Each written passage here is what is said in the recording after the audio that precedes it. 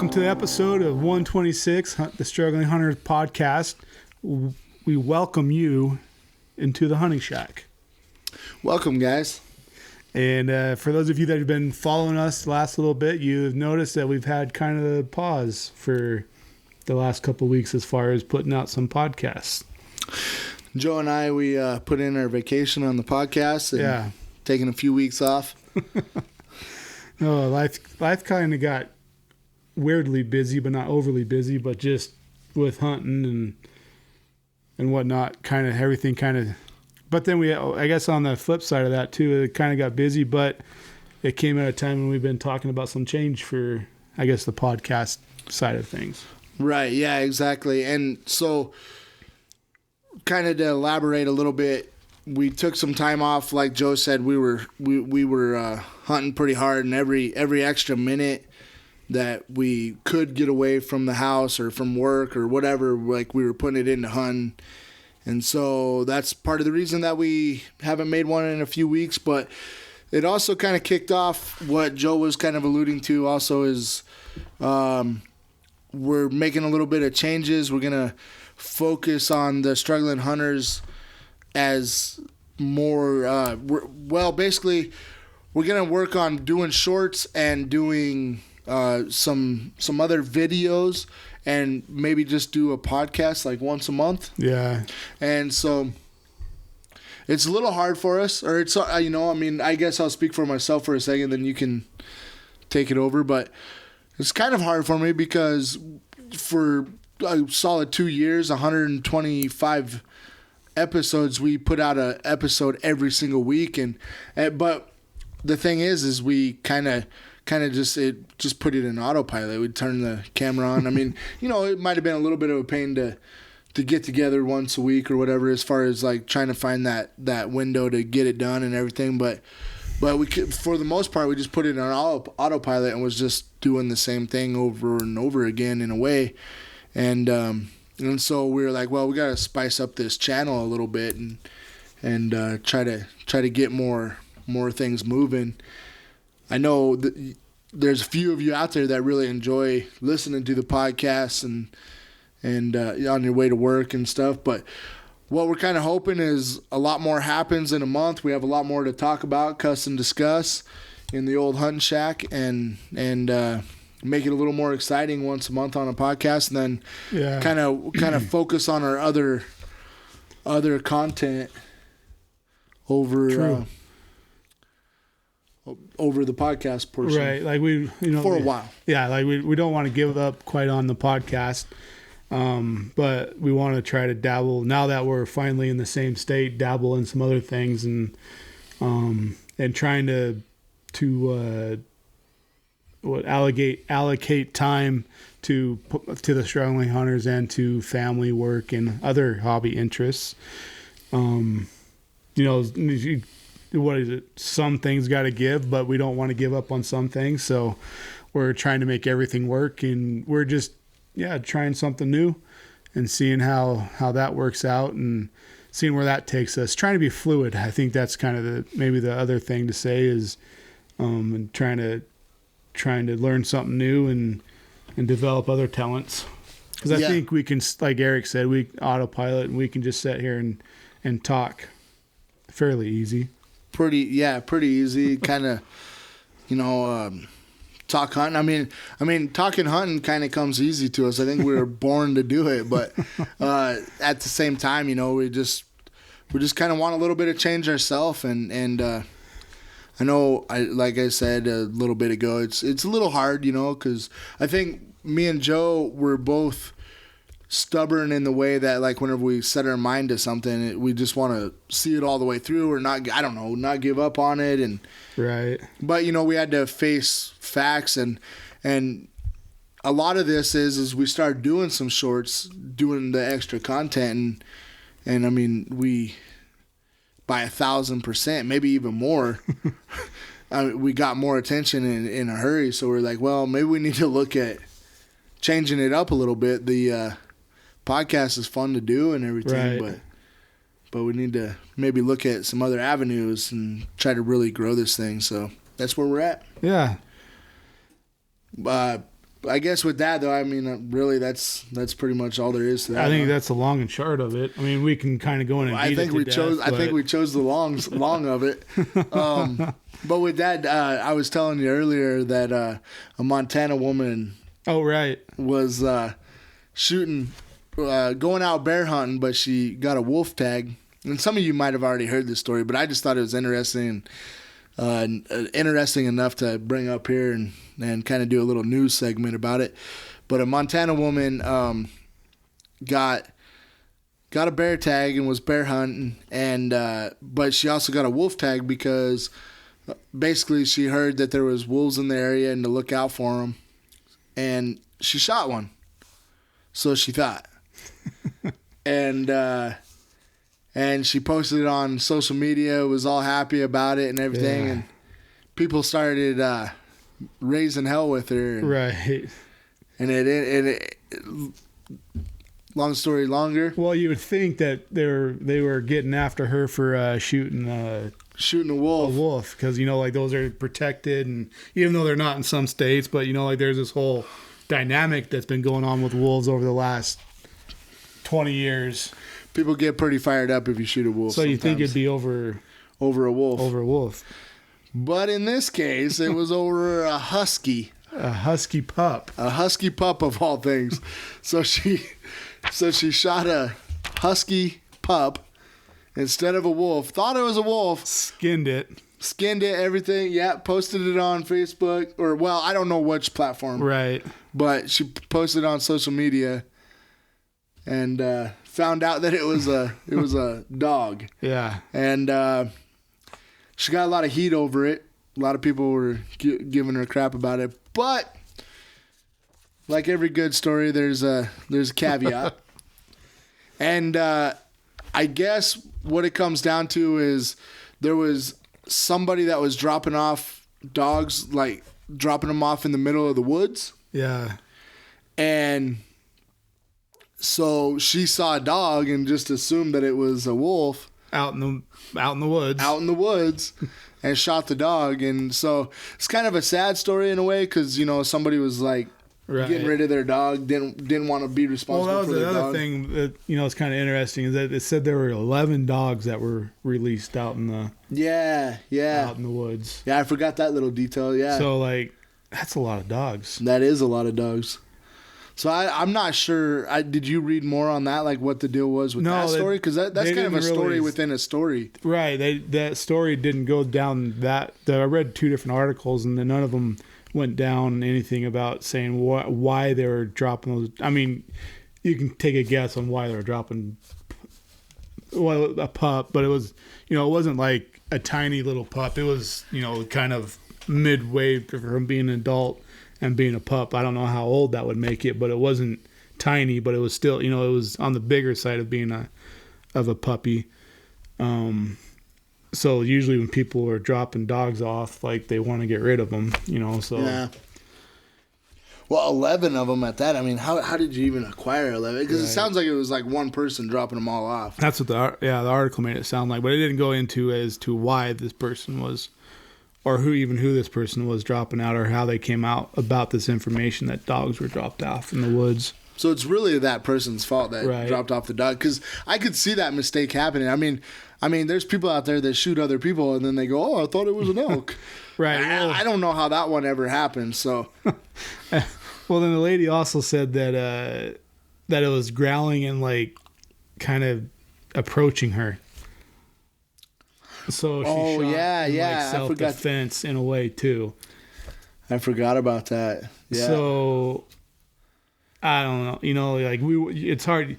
You can say what we say. We sit here and being armchair quarterbacks, or but I kind of feel like that was a little bit of like. I kind of feel like she made that up a little bit. I mean, it's easy to say, like, who's going to argue that? Like, if your life feels threatened, who's going to argue you protecting your life? So, but I don't know. Weren't there, but it is interesting. Like, she went and skinned it out, and, you looked up the article, pictures of the animal. You can tell it was a pup, and, wasn't all that big in it, but I wonder if she's ever gonna hunt again. Right. You know what I mean? Like. Right. Yeah. So she was out bear hunting, got the wolf tag. So I don't know. I'm trying to think what looks like a bear. That's like a. All right. Yeah. I don't know, because she obviously can't identify animals very well. I shouldn't say that. That's kind of mean. No, I actually kind of feel sorry for her because I mean, right. She didn't know. I mean, she was expecting to see wolves, and then there's this dog or this wolf looking. Yeah. It was a dog, but I mean, she just like the article kind of went in and said too, like, like it could have been a pet by two folds. Like it could have been someone. She thought maybe it was a half breed or a mix. A half dog, half wolf. And then at the same time, I guess there's people out there that have a half dog, half wolf as a pet. So people were like attacking her from the pet side of it too. Like, oh, you shot someone's pet. You didn't know any better. It could have been someone's pet either side. So I don't, it's just hard. It's one of those things like it happened. Glad it wasn't me. But at the end of the day, at least it's something more or less that she can move on from. I know it's hard whenever you get a bunch of comments. Well, I mean, I've never really had that situation happen to me, but I can imagine it'd be hard to get a bunch of comments. People like, "Oh, you're stupid, you're bad," or whatever. But honestly, she should just move on. Yeah. I mean, we're talking about it. I think other podcasts and stuff have talked about it. Well, as a matter of fact, wasn't even a hunting podcast that talked about it, but I heard it from a podcast. So other people have talked about it, but it'll go away in, a month or so and life will go on. But I mean, I don't know. I guess it's that one thing, you got to identify what you're shooting, Right. And I feel like the last few years hunting has gotten so popular, and people that don't really actually hunt have been trying to get out and hunt, and I'm so happy for that. I'm glad that people are going out there, but like you got to know what you're doing a little bit. So here's the other thing too. If you look at it as a tag, right? So, there's the whole joke of a mule deer, and Californians coming out hunting mule deer and shooting a mule, or like people coming out and getting a cow tag and shooting a moo cow, and so if you think of a tag side of things in this particular incident of shooting a wolf, she thought it was a half breed, but I guess you don't know 100%, but the tag was for a wolf, not for a half breed. But then again, well, how much of it, like what part of it, you know what I mean? Like it's kind of a weird little different caveat that I just thought of sitting here thinking of the situation. She has a wolf tag, and she said she thought it was a half breed. Is it legal for her to shoot a half breed? Did she ever say that? I guess we don't know because we just read the article. Right. I'm kind of curious if she actually when she was posting it on social media, if she was like, "Look at this half breed I got," or if she was saying, "Look at this wolf I got." I think the thing that they show in the article says, "I just smoked a wolf pup." A wolf pup, yeah. Yeah. So she just thought that she got a young wolf. Yeah. I feel like she probably just needs to get off social media because I feel like some of that, it looked like a half breed. The thing was growling at me. Like it kind of actually only hurts her because then people will attack on that. Right. Right. So I don't know. I actually feel sorry for her because I really don't feel like it's her fault. I feel like it's the guy that dropped off the 11 dogs in the middle of the woods, in the middle of nowhere. It's that person's fault. Right. But I don't know. Anyways, it's kind of funny little gotta watch what I say there because then we'll get commented. Oh, you think that killing dogs are funny?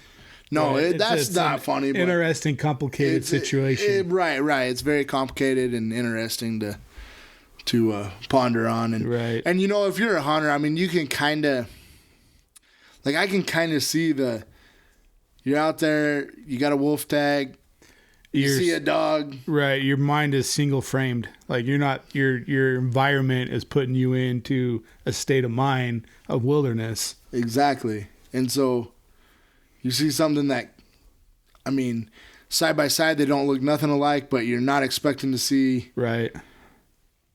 Lassie out there, Right. you know, and then you shoot. I mean, I can see it. I mean, if anybody's real with themselves, they could probably see it too. So I could see how you can make that mistake, and just glad that it wasn't me. Right. I actually, you know what? Oh, dude, this is one hell of a transition. I actually go the other way, and I don't shoot anything. Right. Let's talk about that for a minute, huh?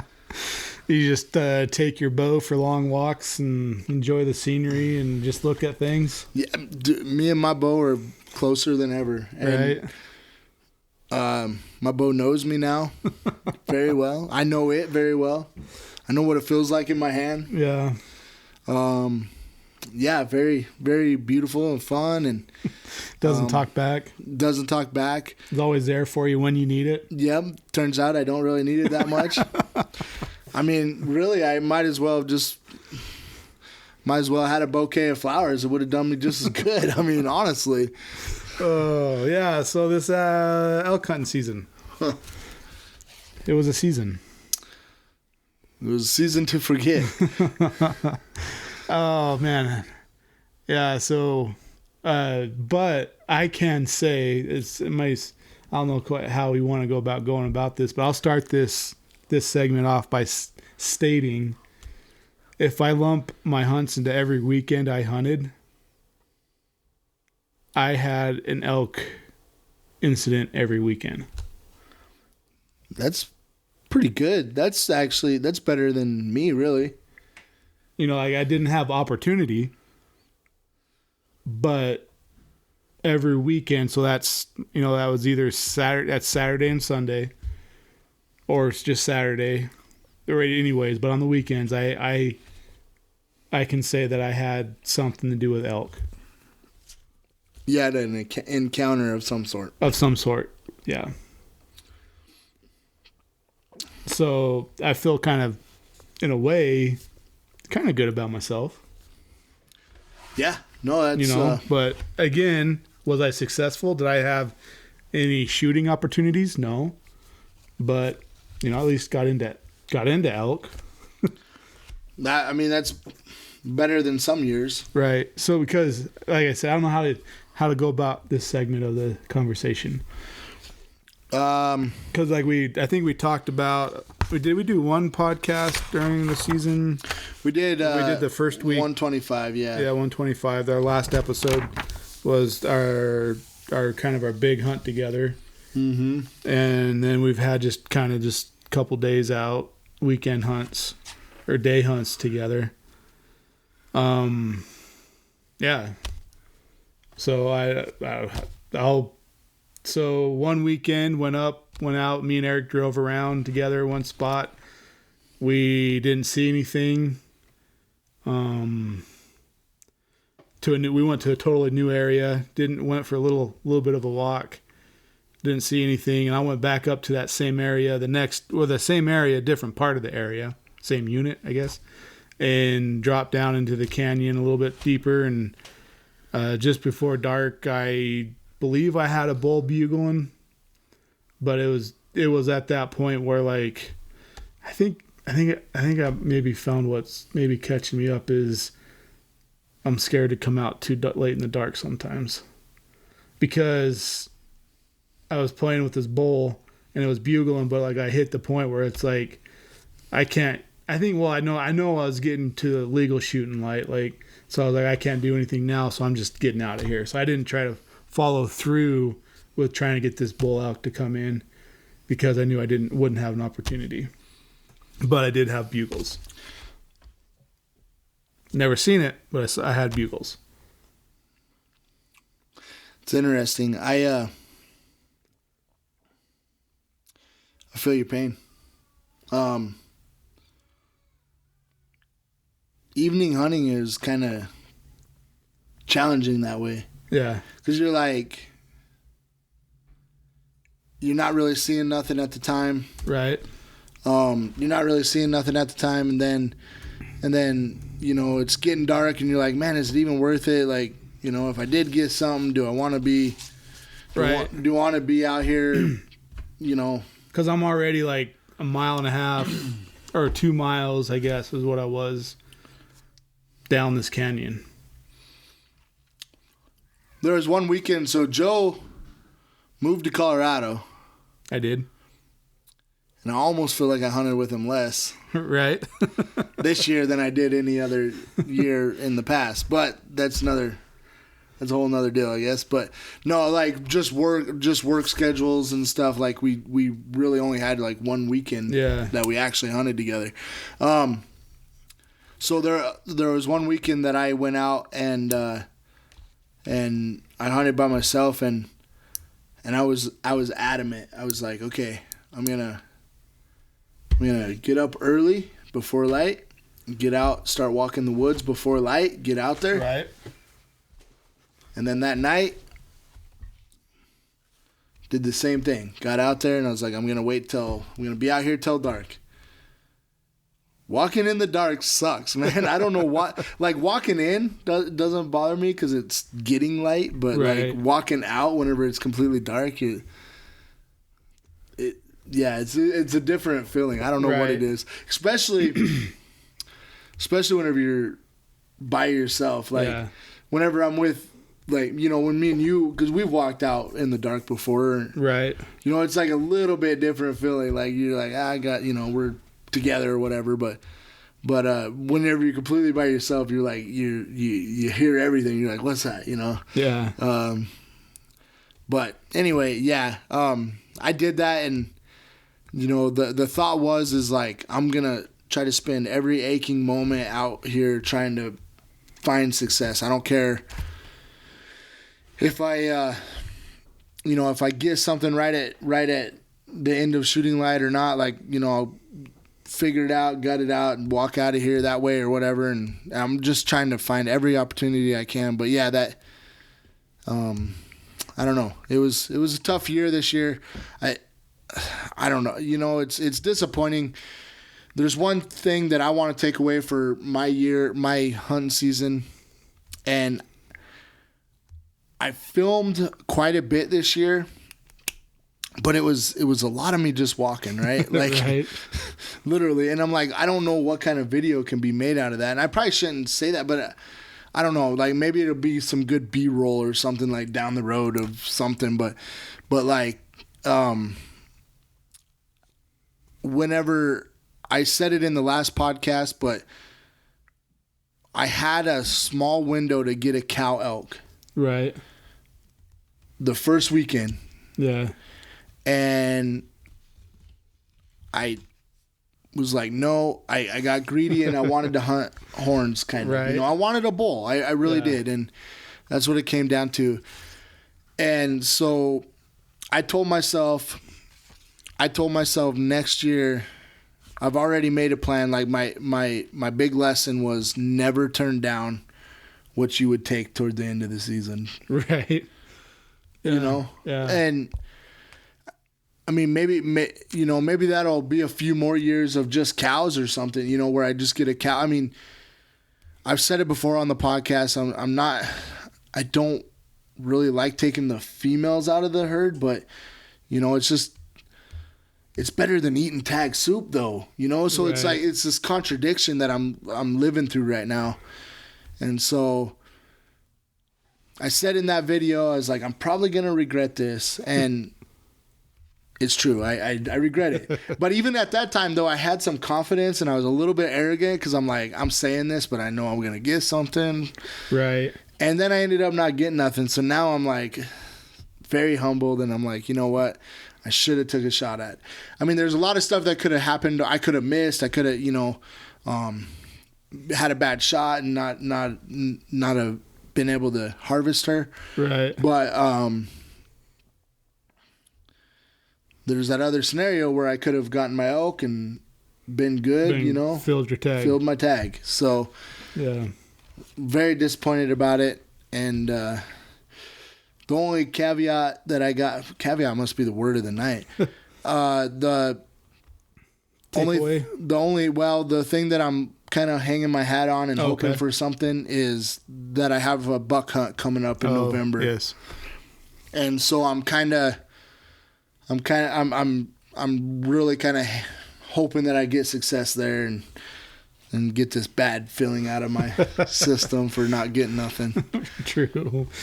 Very true. So, I don't know. That's do you have much more?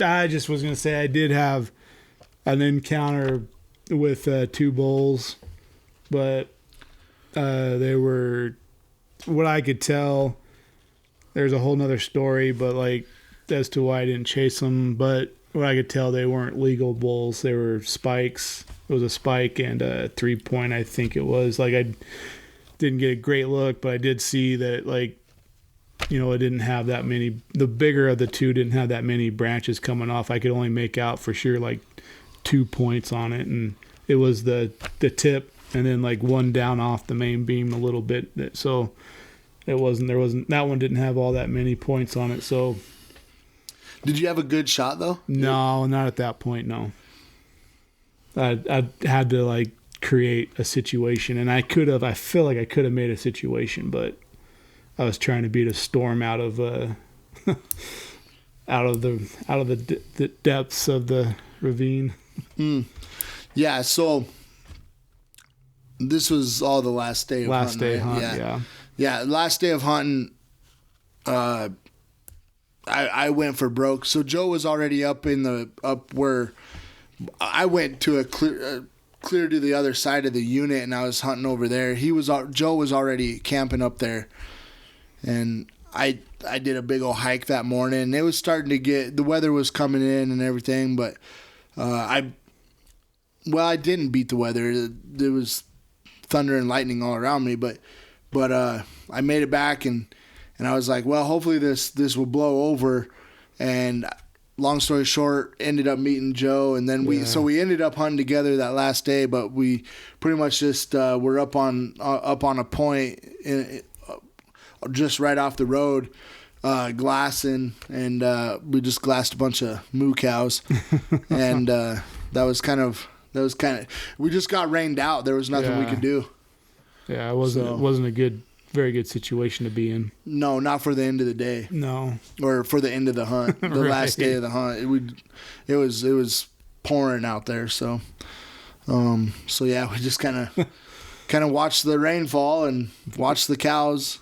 a fog roll in. So, that was kind of, I mean, it's tough, you know. We've been doing this podcast for quite some time, and man, it's been a struggle to say the least. So Definite learning experience. It's been nice to be able to reflect and talk about what we're kind of like learning curves we're learning, because you know, I think there's, at the end of the day, I've learned that elk aren't as easy as we like to think they are, especially in high pressured areas. Even then, there's a lot that has to be said about being in shape too, and being dedicated to going where the elk are. Yeah. And whatnot. So, you know, just like I said, it's just stuff reflecting and learning from, and trying to be better for the next year. 100%. Should we have it hard out, or? Yeah, I'm good. All right, guys. Well, I guess that'll be it for podcast episode number 126. Thanks for all your support, everybody that listens. We really appreciate it, guys. And you know, hopefully we get better. We're gonna hit the road, or hit the pavement running, and make some other content, and really try to grow our YouTube channel, and hopefully these once a month podcasts, whenever we do those, they'll come out really good. With that said, guys, thanks for watching. Thanks for joining us in the Hunting Shack. This is the Struggling Hunters. We're out. Hasta.